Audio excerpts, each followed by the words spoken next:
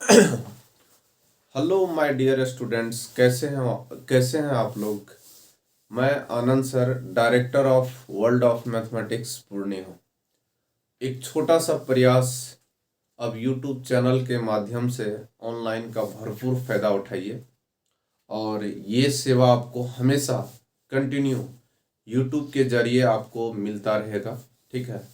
और आप लोग को कुछ नहीं करना है, बस चैनल को सब्सक्राइब कर देना है और एकदम लाइक बटन दबा दीजिए। उसके बाद बेल आइकन को ऑन कर दीजिए। तो एक छोटा सा प्रयास हम लोग करते हैं, बस आप लोगों का प्यार चाहिए और कुछ नहीं। अब हम लोग डायरेक्ट, ना कुछ सोचते हुए, ना कुछ समझते हुए, फुल एनर्जी के साथ, पूरी पूरी जुनून और जज्बा के साथ हम लोग आते हैं।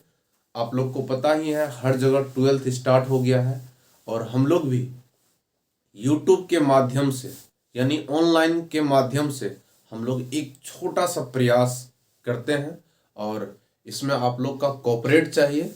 और आपको जान लीजिए, अभी तक जितना भी यूट्यूब पे वीडियो आएगा उससे धांसू और जबरदस्त कॉन्सेप्ट का आएगा। ये ये वीडियो जो शूट कर रहा हूँ, ये उन लोगों के लिए होगा जो जो सीबीएसई से हैं, चाहे आईसीएसई बोर्ड से हैं, या स्टेट बोर्ड से हैं, या आप कोई भी स्टेट बोर्ड से क्यों ना हो, ये सब के लिए फायदा आएगा। आप चाहे गांव से हैं, चाहे शहर से हैं, चाहे किसी भी कस्बे से क्यों ना हो, आपको बहुत यूनिक मेथड से मैथमेटिक्स बताऊंगा। और मैथमेटिक्स का एक अलग जलवा है। मैं आपको भरोसा दिलाता हूँ, चैलेंज करता हूँ कि आपको मैथ के प्रति प्यार हो जाएगा। ठीक है। बस हम लोग एक छोटा सा प्रयास करते हैं। पहले हम लोग आज देखेंगे 12th का सिलेबस क्या है, उसके अकॉर्डिंग हम लोग चलेंगे। चाहे आप सीबीएसई से हैं, बिहार बोर्ड से हैं, आप हिंदी मीडियम से हैं, इंग्लिश मीडियम से हैं, इससे दूर दूर तक कोई नाता नहीं है। तो हम लोग ज़्यादा बातों में उलझते हुए नहीं, डायरेक्ट हम लोग टॉपिक पे आते हैं। क्योंकि आज पहला वीडियो हम शूट कर रहा हूँ, इसलिए मैं थोड़ा सा आप लोग के साथ बात कर रहा हूँ। इसके बाद कल से हम लोग फुल एनर्जी के साथ, पूरे जुनून और जज्बा के साथ हम लोग लगे रहेंगे। और कुछ दिन के बाद आप लोग का प्यार और सपोर्ट जैसा मुझे मिलेगा, उस हिसाब से हम आप लोग को लाइव क्लास की भी व्यवस्था करेंगे। तो चलिए हम लोग शूट करते हैं और आते हैं पहले सिलेबस के बारे में। तो सबसे पहला जो आपका सिलेबस है, ये आपका 12th का सिलेबस क्या है, ये चीज को समझना है। राइट।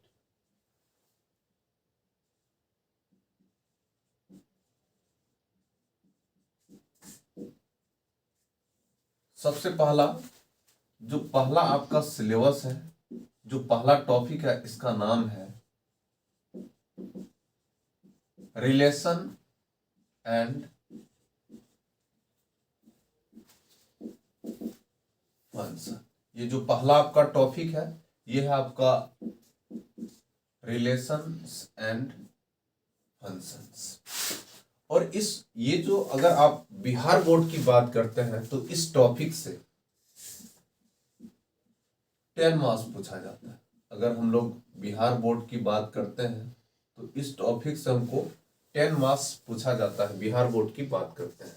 तो सबसे पहले इस टॉपिक में जो पहला टॉपिक, ये जो चैप्टर में पहला जो टॉपिक आएगा, इसका नाम होगा आपका रिलेशंस। रिलेशन को अगर हिंदी में बात करें तो इसको हम लोग संबंध बोलते हैं। रिलेशन कहने का मतलब है, अगर आप ये सोच सकते हैं, एक एक रिलेशन होता है ना, ब्रदर एंड सिस्टर का रिलेशन होता है, फादर एंड सन का रिलेशन होता है, डॉटर एंड फादर का रिलेशन होता है। ऐसा ये रिलेशन नहीं है। ये एक मैथमेटिक्स की दुनिया का रिलेशन है। ये एक अपना, इनका एक कॉन्सेप्ट है, अपना एक थ्योरी है। तो चलिए हम लोग दूसरा टॉपिक पे आते हैं। दूसरा जो टॉपिक होता है वो होता है फंक्शन, जिसको हम लोग फलन कहते हैं। और तीसरा जो टॉपिक होता है वो है आपका बाइनरी ऑपरेशन। बाइनरी ऑपरेशन का मतलब ही होता है द्विघाती संक्रिया। ये जो ऑपरेशन की बात कर रहे हैं ये बाइनरी ऑपरेशन, अगर आप ये सोच रहे हैं ये कोई हॉस्पिटल टाइप का ऑपरेशन, ये बिल्कुल नहीं।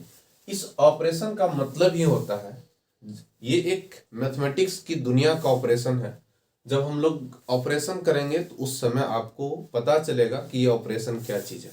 अगर मैं आपको थोड़ा सा एग्जाम्पल के तौर पे बताना चाहूँगा तो आप सुने होंगे, मैं केमिस्ट्री की तरफ ले जाता हूँ।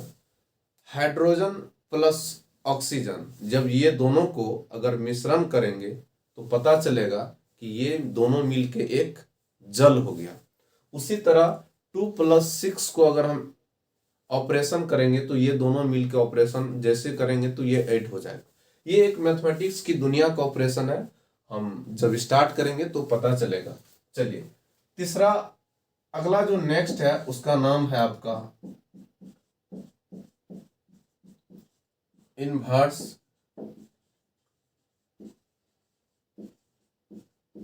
Trigonometry functions. जैसे इनवर्स ट्रिग्नोमेट्री फंक्शन की बात कर रहे हैं तो आपको पता ही है, इसको हम लोग आईटीएफ बोलते हैं। आईटीएफ का मतलब ही होता है आपका इनवर्स, टी का मतलब होता है ट्रिग्नोमेट्री, एफ का मतलब होता है फंक्शन। अगर इसको हम हिंदी की दुनिया में बात करें तो ये हो गया आपका प्रतिलोम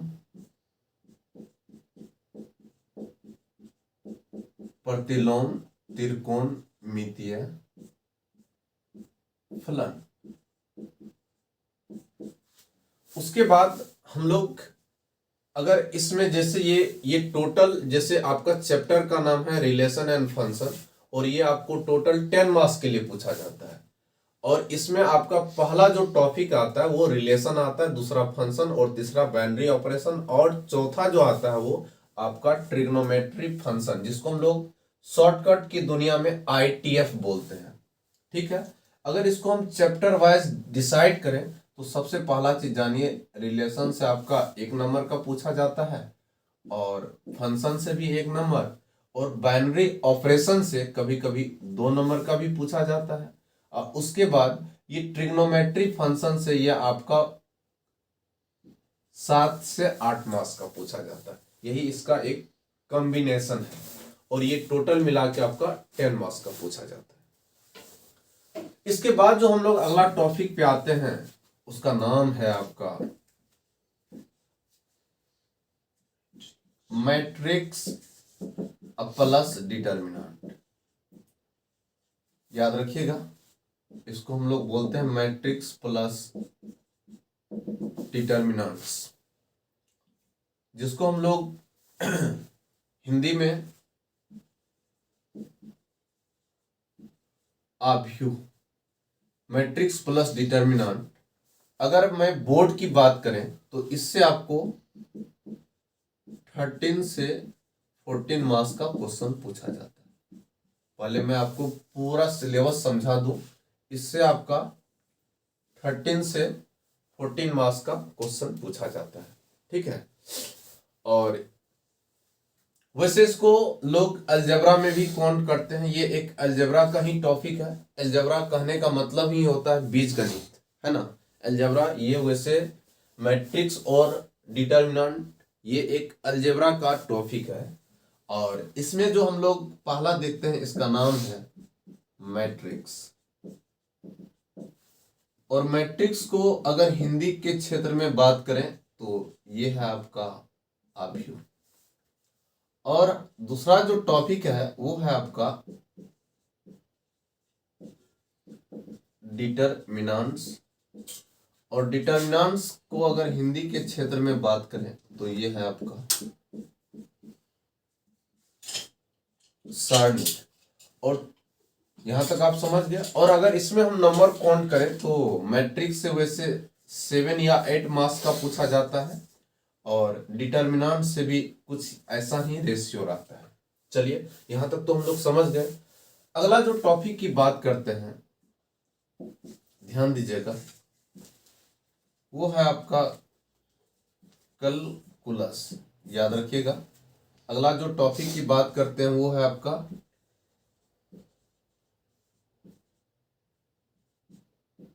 कैलकुलस।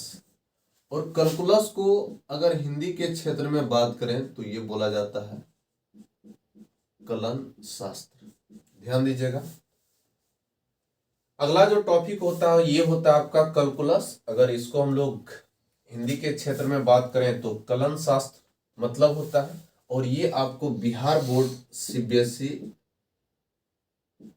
या कोई भी स्टेट बोर्ड क्यों ना हो, उससे कितना मार्क्स का पूछा जाता है? 44 मार्क्स का। और याद रखिएगा, कैलकुलस जो है ये अपने आप में एक इतना जबरदस्त टॉपिक है कि अगर हम आपके लाइफ के बारे में बात करूं तो सबसे पहले ये कैलकुलस जिसका फेवरेट है उनका फिजिक्स फेवरेट होगा। याद रखिएगा, पॉइंट पे ध्यान दीजिएगा। जिनका कैलकुलस पे कमांड है, अगर उनका फेवरेट है तो समझ जाइए कि उनका फिजिक्स अच्छा होगा। और याद रखिएगा, जब फिजिक्स अच्छा होगा तो फिजिकल केमिस्ट्री अच्छा होगा। याद रखिएगा, ये कैलकुलस एक ऐसा टॉपिक है जिसका मैथमेटिक्स में कैलकुलस अच्छा हुआ तो फिजिक्स मजा आ जाएगा। और जैसे फिजिक्स में मजा आएगा उसी तरह अगर केमिस्ट्री की तरफ बढ़ेंगे तो आपको मालूम है कि केमिस्ट्री में टोटल 4 होता है। शायद बहुत टीचर को पता नहीं होगा। पहला टॉपिक जो होता है वो ऑर्गेनिक होता है, दूसरा इनऑर्गेनिक, तीसरा जनरल केमिस्ट्री और चौथा होता है फिजिकल केमिस्ट्री। बहुत केमिस्ट्री वाले को पता नहीं रहता और बहुत इस चीज़ को खुल के बताते भी नहीं है। वो एकदम दाल भात सब्जी बना के खिला देते हैं। तो ये चीज़ ध्यान रखिएगा। तो कहने का मतलब ये है, कैलकुलस अपने आप में बहुत जबरदस्त टॉपिक है। और कैलकुलस जिनका फेवरेट है, चाहे अगर आप नीट की तैयारी करते हैं, याद रखिएगा नीट मेडिकल, चाहे आप जेई मेंस की बात कर रहे हैं, चाहे कोई भी हाई लेवल एग्जाम जैसे इनकम टैक्स, कोई भी हाई लेवल की एग्जाम की मैं बात करूं तो कैलकुलस अपने आप में जबरदस्त है। और कैलकुलस जिनका फेवरेट है तो समझ लीजिए कि उनके लिए आजकल के समय में भी जॉब पाना बहुत आसान है। वैसे जब हम इस चैप्टर पे आएंगे तो आपको बताएंगे कि कैलकुलस का क्या रोल है। तो ये आपको 44 मार्क्स के लिए पूछा जाता है। कभी कभी ऐसा है कि आपका बिहार बोर्ड या कोई भी स्टेट बोर्ड कभी कभी ये डायरेक्टे 44 के जगह 64 कर देता है, जैसा कि इस बार के एग्जाम में हो रहा है। तो इसलिए कैलकुलस, मैंने क्या कहा, ये कभी कभी 44 के जगह 64 भी कर देता है, जैसा कि इस बार एग्जाम में होने वाला है। तो ये अपने आप में इतना इम्पोर्टेंस है। और आपको पता है कि अगर आपका मैथमेटिक्स अच्छा रहा तो आप समझ जाइए, चाहे नीट हो, चाहे जेई मेंस, दुनिया का कोई भी कंपटीशन की दुनिया हो या कोई भी कंपटीशन एग्जाम हो, आप एक बार में निकाल लेंगे। ये चीज जान लीजिए। जिनका का है तो आपको पता है, लैंग्वेज ऑफ मैथमेटिक्स, याद रखिएगा, language of mathematics is called physics. गणित की भाषा को ही हम लोग क्या कहते हैं? भौतिकी कहते हैं, फिजिक्स कहते हैं।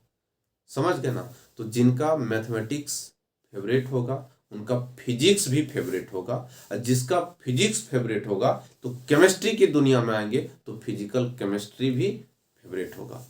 तो ये अपने आप में जबरदस्त टॉपिक है। और हम आपको भरोसा दिलाते हैं, चाहे आप गांव में पढ़ रहे हैं या शहर में, आज तक आपने यूट्यूब चैनल पे ऐसा ना तो देखेंगे और ना ही ऐसा कोई पढ़ाया होगा। बस आपकी सपोर्ट की जरूरत है तो हम लोग आगे बढ़ते हैं। तो सबसे पहला जो टॉपिक होता है इसके अंतर्गत वो होता है आपका लिमिट्स। अगर इसको हिंदी की दुनिया में बात करें तो ये होता है आपका सीमा। और दूसरा जो टॉपिक होता है वो होता है कंटिन्यूटी, अगर इसको हिंदी के क्षेत्र में बात करें तो सातत्य, क्या बोला जाता है, सातत्य। उसके बाद जो अगला टॉपिक होता है वो होता है आपका डिफरेंशियबिलिटी।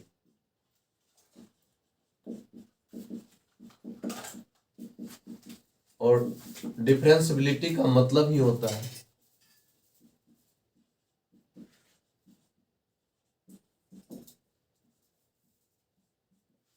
अवकलनीयता। याद रखिए, बहुत बच्चे मैथ से डरते हैं। देखिए, आपको वैसा टीचर ही नहीं मिला, क्योंकि मैथमेटिक्स जैसा आसान सब्जेक्ट कुछ हो ही नहीं सकता है, बशर्ते आपको वैसा टीचर ही नहीं मिला होगा जो मैथमेटिक्स को एकदम क्रिकेट की खेल के तरह एकदम खेलना सिखाए। ये मैथमेटिक्स क्या है, एक लूडो है, समझ रहे हैं ना, लूडो खेले होंगे ना, वही है। मैथमेटिक्स बहुत आसान है, बस टीचर के पास एक्सपीरियंस होना चाहिए, है ना, कैसे उसको समझाना है, ये बहुत मायने रखता है, ठीक ना। उनके पास अगर एक्सपीरियंस नहीं है तो वो मैथ को पढ़ा नहीं सकता है, बशर्ते मैथ से भरोसा उठा सकता है, इसलिए। तो चलिए हम लोग आगे बात करते हैं। अगला जो टॉपिक की बात कर रहे हैं उसका नाम है कैलकुलस। में हम लोग बात किए तो पहला लिमिट होता है, दूसरा कंटिन्यूटी होता है, तीसरा डिफरेंशियबिलिटी होता है। अगला की बात करें तो अगला होता है अगला जो होता है वो आपका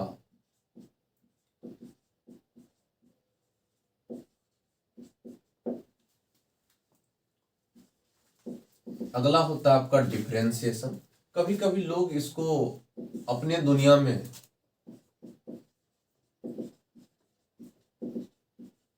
डेरिवेटिव का भी नाम दे देते हैं, कभी कभी लोग इसको डिफरेंशियल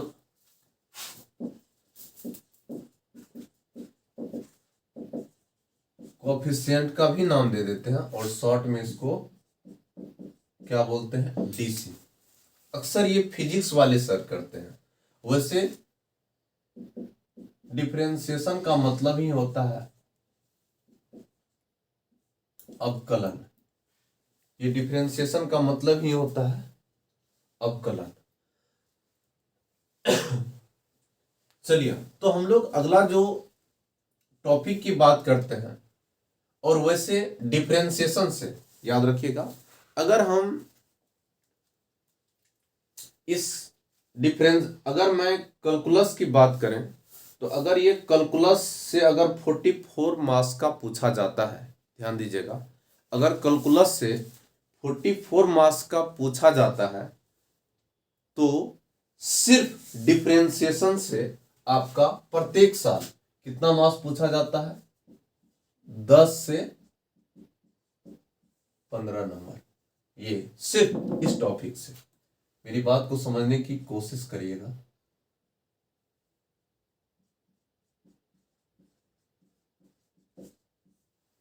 ठीक है, उसके बाद जो हम लोग जो अगला टॉपिक की बात करेंगे उसका नाम है एप्लीकेशंस ऑफ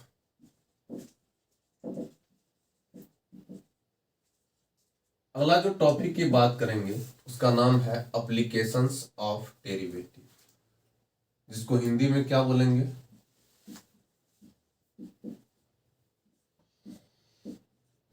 अवकलन का अनुप्रयोग। ठीक है, उसके बाद अगला जो टॉपिक की बात करेंगे वो होगा आपका इंटीग्रेशन। याद रखिएगा, इंटीग्रेशन का नाम इंटीग्रल भी होता है, जिसको हम लोग समाकलन कहते हैं। और इस टॉपिक से, इंटीग्रेशन से, इस 44 में सिर्फ इस टॉपिक से 15 या 20 मार्क्स पूछा जाता है, याद रखिएगा। अभी मैंने इंटीग्रेशन का सिर्फ आपको दो ही नाम बताया, एक इंटीग्रेशन, दूसरा इंटीग्रल। और याद रखिए जब हम स्टार्ट करेंगे तो टोटल इसमें आपको बताएंगे, इसका टोटल 10 नाम होता है, याद रखिएगा 10। और जितना भी अभी तक यूट्यूबर है, गूगल है, कहीं भी सर्च कीजिए, उसको केवल कितना नाम पता रहता है, मुश्किल से 3। वो भी कौन कौन? एक इंटीग्रेशन, दूसरा इंटीग्रल और चौथा एंटी डेरिवेटिव। इसके अलावा कुछ नहीं होता। लेकिन जब हम पढ़ाएंगे आपको पता चलेगा कि इसका टोटल 10 नाम होता है। पूरा अभी तक जितना भी यूट्यूब, गूगल या कोई भी बुक की मैं बात कर रहा हूँ, सबसे बेस्ट क्वालिटी मिलेगा और सबसे बेहतर। और मैथ को कैसे क्रिकेट की तरह खेला जाता है वो खेलने मैं बताऊंगा, ठीक है। और अपने बारे में बाद में परिचय दूंगा मैं क्या हूँ। चलिए उसके बाद जो हम अगला टॉपिक की बात करते हैं, और आपको कोई दिक्कत भी नहीं है, आपको अगर आप हिंदी मीडियम से हैं तो क्या फर्क पड़ता है, एकदम हिंदी में छापते जाइए। अगर आप इंग्लिश मीडियम से हैं तो हिंदी को छोड़िए, इंग्लिश को छापिए। अगर आप बिहार बोर्ड से हैं या कोई भी स्टेट बोर्ड से हैं तो आप दोनों का मजा लीजिए। तो चलिए हम लोग अगला टॉपिक की बात करते हैं। अगला जो टॉपिक है उसका नाम है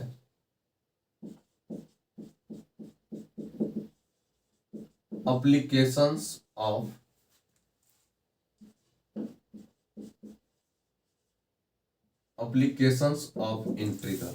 याद रखिएगा, अगर इसको हिंदी के क्षेत्र में बात करें तो इसका मतलब होगा समाकलन का अनुप्रयोग। अगर इसको हिंदी के क्षेत्र में बात करेंगे तो क्या हो जाएगा? समाकलन का अनुप्रयोग। अगला जो हम लोग बात करते हैं उसका नाम है डिफरेंशियल इक्वेशंस। अगला जो टॉपिक की बात करते हैं वो है आपका डिफरेंशियल इक्वेशन, जिसको बोला जाता है, हिंदी में अगर बात करें तो बोला जाता है अवकलन समीकरण। हिंदी में बात करें तो ये क्या हो जाएगा? आपका अवकलन समीकरण होगा, ठीक है। अब मैं अगला टॉपिक की जो बात करेंगे वो होगा आपका बहुत प्यारा सा टॉपिक, जो कि आप जानते भी होंगे और याद आ भी रहा होगा, जिसको बोला जाता है वेक्टर प्लस 3D। और इस वेक्टर प्लस 3D से आपका 17 से 18 मार्क्स पूछा जाता है, याद रखिएगा। इस वेक्टर और 3D से आपका 17 से 18 मार्क्स पूछा जाता है। उसके बाद इसमें जो पहला टॉपिक होता है वो होता है आपका वेक्टर अलजेब्रा, जिसको हम लोग बोला जाता है सदिश बीजगणितीय। क्या बोला जाता है? वेक्टर अलजेब्रा का मतलब क्या होता है? सदिश बीजगणितीय। और अगला जो टॉपिक होता है वो होता है आपका 3D, जिसको बोला जाता है 3 डायमेंशनल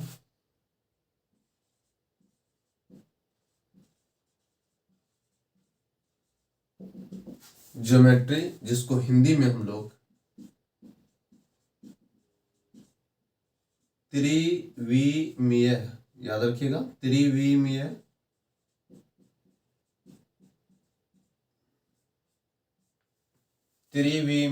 ज्यामिति बोला जाता है, ठीक ना। अब ये सारा टॉपिक तो देख लिए, आपके मन में ऐसा चलता होगा कि सर इसका लेक्चर क्या हो सकता है, कितना लेक्चर में ये खत्म होगा और किस टाइप से हमको वीडियो आएगा। तो मैं जानकारी के लिए बता दूं, अगर आपको परफेक्ट नॉलेज चाहिए, अभी यूट्यूब पे मैं भी यूट्यूब को अक्सर फॉलो करता हूँ, गूगल को भी, तो जितना भी मैक्सिमम टीचर हैं वो क्या करते हैं, डायरेक्ट आया एनसीईआरटी का सॉल्यूशन दे दिया, कहानी खत्म हो गया। और यही कारण है कि आज जो है पूरे इंडिया में, और मैं बिहार स्टेट की भी बात कर रहा हूँ, मैथ के प्रति हर स्टूडेंट को भरोसा उठ गया। और याद रखिए, आज के समय में जिसको मैथ के प्रति लगाव नहीं है तो समझ जाइए कि आप एक तरह से बेरोजगार इंसान ही हैं।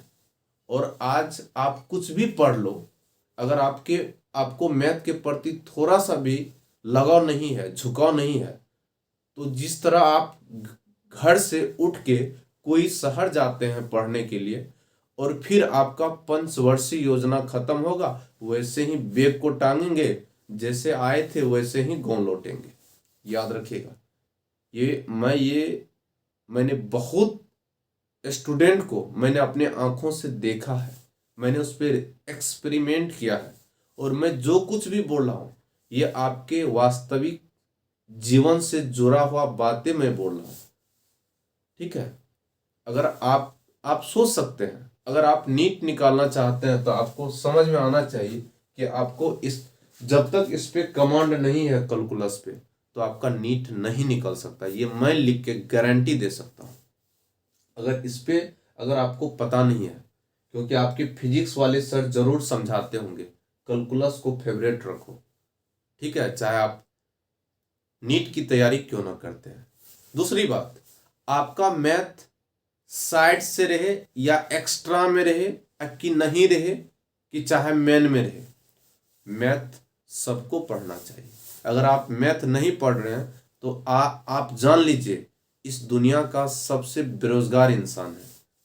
ठीक है, अगर आप कितनों भी फर्स्ट डिवीजन कर लीजिए, 400 पार कर लीजिए, 450 नंबर ले आइए, कुछ नहीं होने वाला।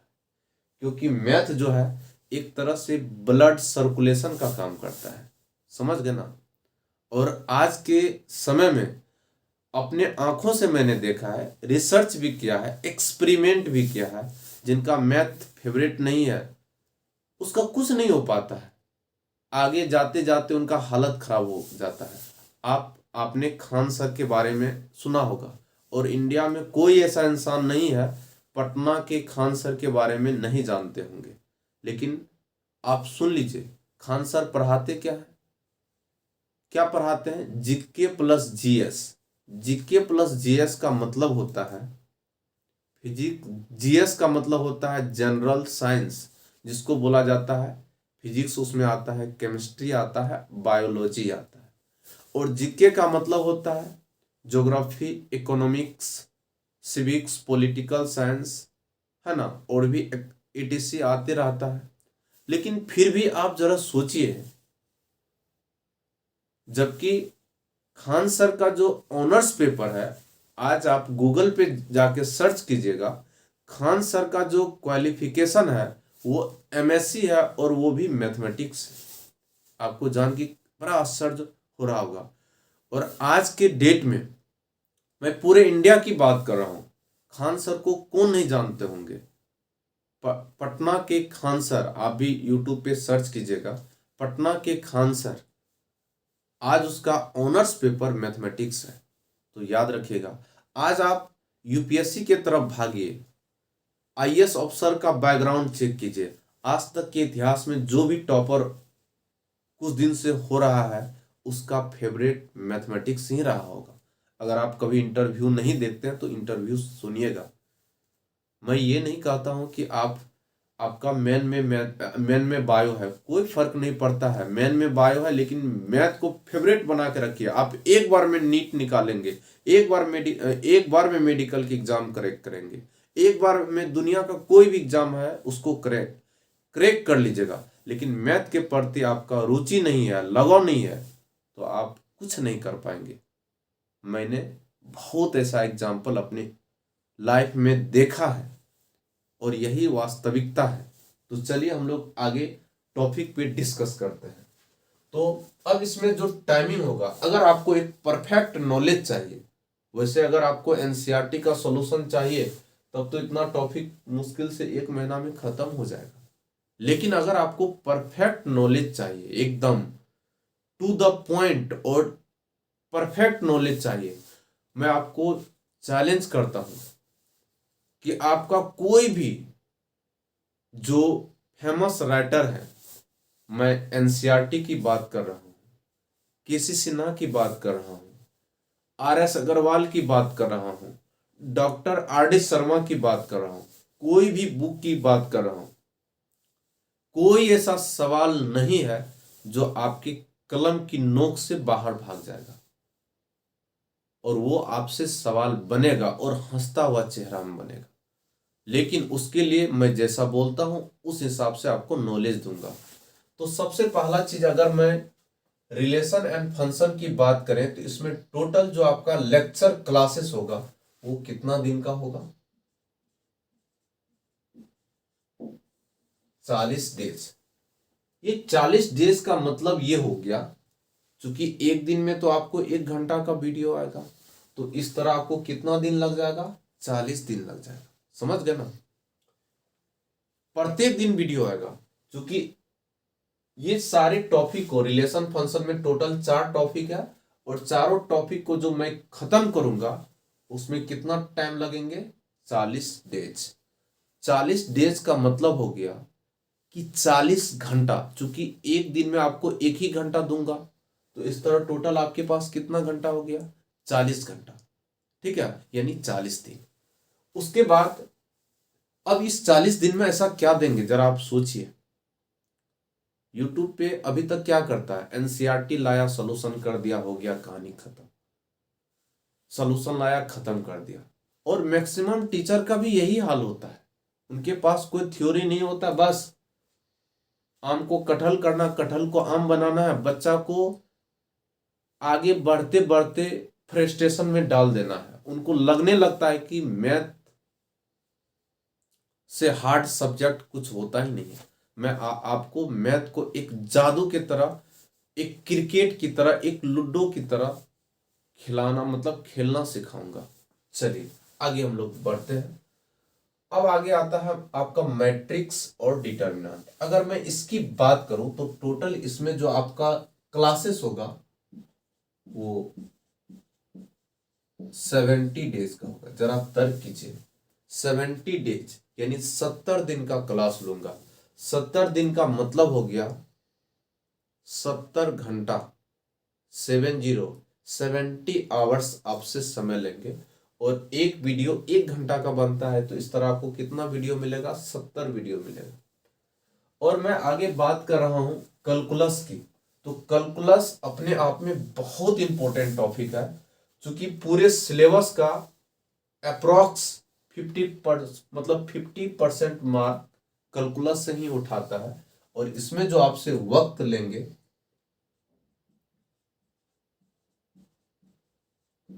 इसमें आपसे कितना वक्त लेंगे? 150 दिन। आप जरा एक अंदाज लगाइए, 150 दिन में क्या आपको दे सकते हैं। जब मैं पढ़ाऊंगा उस वक्त समझ में आएगा जमी और आसमान में अंतर क्या होता है।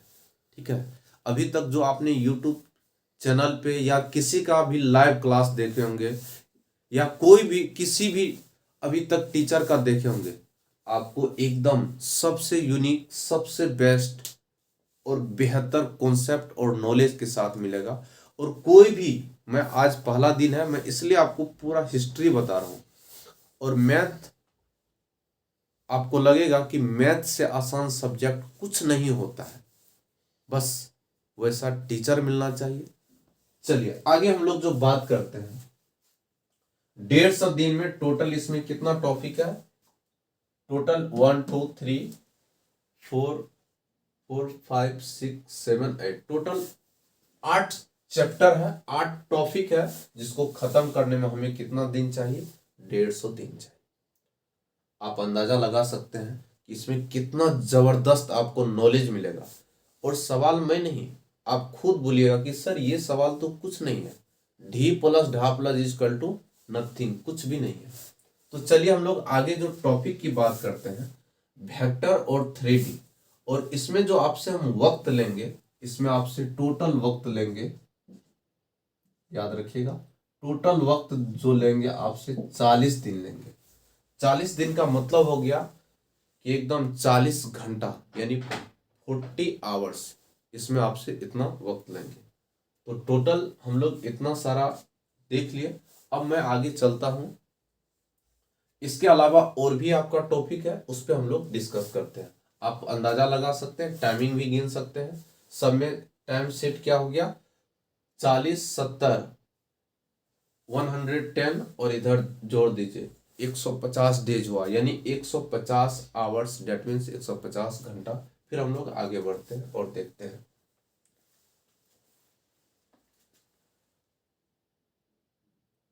आप आराम से इसका स्क्रीन भी शॉट ले सकते हैं, ठीक ना, और आराम से सुंदर या फेयर कॉपी में इसको अच्छे से नोट करेंगे। चलिए, आई एम एक्सट्रीमली सॉरी, क्योंकि तभी हमको काउंट करने में थोड़ा मिस हो गया था, है ना। उसको हम अभी बता देंगे कितना वक्त लेंगे। इसके बाद जो अगला टॉपिक होता है वो होता है आपका एलपीपी। अगला जो टॉपिक होता है वो होता है एलपीपी। और ये जो एलपीपी है, ये जो आपका एलपीपी है, इससे हमेशा, चाहे वो सीबीएसई हो, चाहे स्टेट बोर्ड हो, चाहे कोई भी बोर्ड हो, इससे आपका टोटल 5 मार्क्स का क्वेश्चन पूछे जाते हैं। और अगर मैं इसका पूरा नाम की बात करूं तो इसका नाम होता है लीनियर प्रोग्रामिंग। याद रखिएगा, लीनियर प्रोग्रामिंग प्रॉब्लम। मैं एलपीपी की बात कर रहा हूं, इसको बोला जाता है लीनियर प्रोग्रामिंग प्रॉब्लम। अगर इसको हिंदी के क्षेत्र में बात करें तो रैखिक प्रोग्रामन समस्या, ठीक है। अगर इसमें आपसे वक्त की बात करें तो इसमें आपसे टोटल वक्त लिया जाएगा 7 डेज, ठीक है। उसके बाद जो अगला जो टॉपिक होता है, और अगला टॉपिक और लास्ट टॉपिक, इसका नाम है आपका प्रोबेबिलिटी, जिसको हम लोग प्रायिकता कहा जाता है। प्रोबेबिलिटी को हम लोग क्या बोलते हैं, प्रायिकता बोलते हैं। और इसमें जो हम आपसे वक्त लेंगे वो लेंगे आपका 20। इसमें जो आपसे वक्त लेंगे, पहली बात तो जान लीजिए, इसमें 7 दिन यानी 7 घंटा आपको वक्त लगेगा। और इसमें आपको 23 आवर्स यानी 23 घंटा आपको पढ़ाएंगे, यानी 23 वीडियो आपको मिलेगा। और इसमें प्रोबेबिलिटी जो लास्ट टॉपिक है, ये आपको बिहार बोर्ड में हमेशा, या कोई भी स्टेट बोर्ड हो या सीबीएसई हो, सब में कितना मार्क्स का पूछा जाता है, 10 मार्क्स का पूछा जाता है। तो ये एक छोटा सा सिलेबस है। और मैं वक्त की बात करूं तो मैंने आपको शुरू में ही बताया था कि आपका रिलेशन एंड फंक्शन में मैंने बोला था 40 दिन लेंगे। उसके बाद मैट्रिक्स और डिटर्मिनेंट में 70 दिन लेंगे। और इसमें आपसे मैंने बोला था कि 100, सॉरी आई थिंक हमें लगता है 150 बोला था। उसके बाद अगला जो टॉपिक है उसमें आपसे मैं खुद बोला था 40 दिन लेंगे। और इसमें आपका 7 और 23, तो ये सारा आप कैलकुलेट कर लीजिए, तो आई थिंक 10 तो ये हो गया आपका, देख लीजिए, 7 4 11, 11 5 16 4 20, 20 2 22, 22 1 23, ठीक ना। और 23 इधर हो गया, ये हो गया, ठीक ना। तो ये आपका 300, एक बार आप कैलकुलेट कर लीजिए, 10 हो गया, 10 तो मान के 7 4 11, 11 5 16 4 20, अब 20 2 22, 23 हो गया, 2 1 3, तो यानी आपको 330, ठीक ना।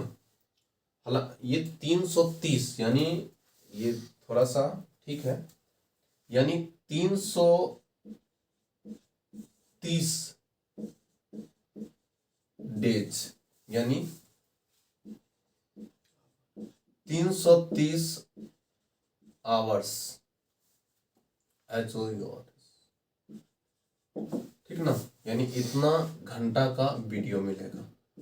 मतलब इतना घंटा यानी प्रत्येक दिन आपको एक एक वीडियो मिलेगा और इस तरह, और इतना सारा टॉपिक को कवर करने में 330 दिन आपको लगेगा, जिसमें आपका पूरा जो परफेक्ट एक मैथमेटिक्स की जगत में जो बेहतर कर सकते हैं, एक अच्छा नॉलेज ले सकते हैं, जो जीवन भर एक मैथ के प्रति रुचि रहेगा, लगाव रहेगा, वो हम आपको देंगे। और आपके मन में चल रहा होगा कि सर आप कौन सा बुक यूज करेंगे, ये आपके मन में बहुत प्यारा क्वेश्चन है।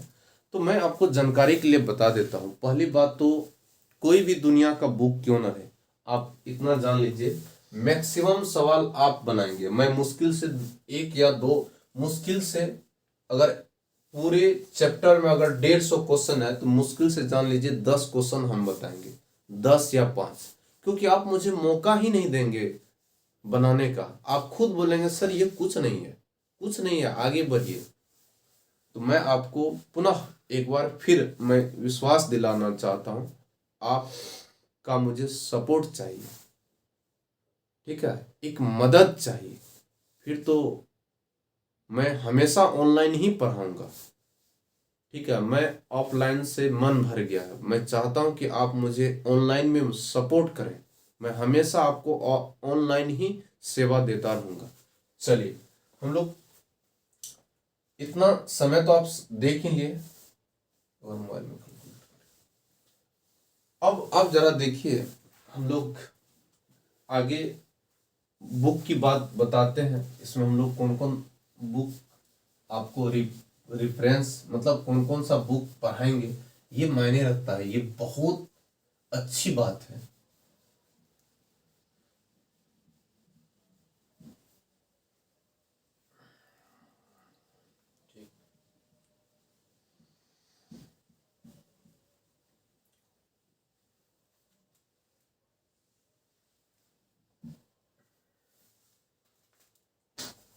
अगर मैं बुक की बात करें,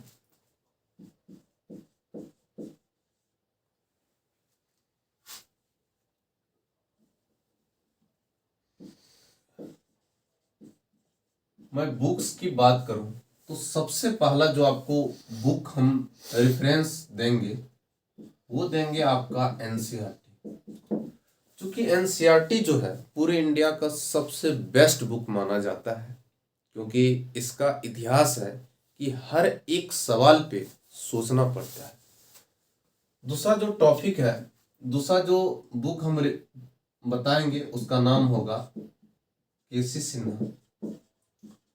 ये केसी सिन्हा मैं इसलिए ले रहा हूं क्योंकि अक्सर लोग जो स्टेट बोर्ड वाले होते हैं वो केसी सिन्हा को बहुत ज़्यादा लाइक करते हैं, पसंद करते हैं। और जो सीबीएसई से हैं उनके लिए डॉक्टर आर एस अग्रवाल, मैंने पूरा नाम नहीं लिखा, उतना आप समझदार हैं, बहुत ज़्यादा समझदार हैं, हमसे कहीं ज़्यादा समझदार हैं, ठीक ना। तो आपको ये जो आर एस अग्रवाल है, मैं ये किसके लिए बात कर रहा हूँ, सीबीएसई के स्टूडेंट के लिए मैं बात कर रहा हूँ, क्योंकि सीबीएसई वाले अक्सर आर एस अग्रवाल को ही पसंद करते हैं। और वैसे आर एस अग्रवाल और एनसीईआरटी ये पूरे इंडिया में चलता है, और ये दोनों सबसे बेस्ट बुक माना जाता है, ठीक है। ये केसी सिन्हा के बारे में अगर मैं बात करूं तो हमारे बिहार से बाहर चले जाइए, वहाँ पे केसी सिन्हा का नामो निशान तक नहीं पता है। केसी सिन्हा कुछ बुक होता है, आपके मन में ऐसा चल रहा होगा कि सर आपकी क्वालिफिकेशन क्या है और आप इसके बारे में कैसे बता सकते हैं। मैं जानता हूँ क्योंकि मैं एक इंजीनियर हूँ, मुझे पता है, ठीक ना। क्योंकि मैं बिहार से अदर स्टेट में भी रहा हूँ, वहाँ भी टीचिंग लाइन से जुड़े हुए थे, तो इसलिए मैं बात कर रहा हूँ। अगर आपको बेस्ट बुक माना जाता है तो एक NCERT, R S Agarwal, R D Sharma, इसके अलावा सब केसी सिन्हा का उतना वैल्यू नहीं है। बट आप जो बिहार वाले हैं, जो बिहार में रहते हैं, सिर्फ वो केसी सना को 100% फॉलो करते हैं। तो इतना जान लीजिए, मैं एनसीईआरटी और केसी सना का एक एक क्वेश्चन बताऊंगा, उसके बाद डॉक्टर आर एस अग्रवाल। आप ऐसा मत सोचिएगा कि एक एक क्वेश्चन, आप मुझे मौका ही नहीं देंगे पूछने का। आप बोलिएगा सर ये क्वेश्चन में कुछ नहीं है, आगे बढ़िए आगे बढ़िए। तो चलिए, एक छोटा सा सिलेबस था, मैंने जिसको मैं अच्छे तरीके से एक्सप्लेन कर दिया हूँ। फिर हम लोग कल से पुनः आपको लगातार वीडियो मिलना शुरू हो जाएगा। तो चलिए, हम लोग मिलते हैं कल पूरी एनर्जी के साथ। चलिए, thank you, bye, good night, thank you.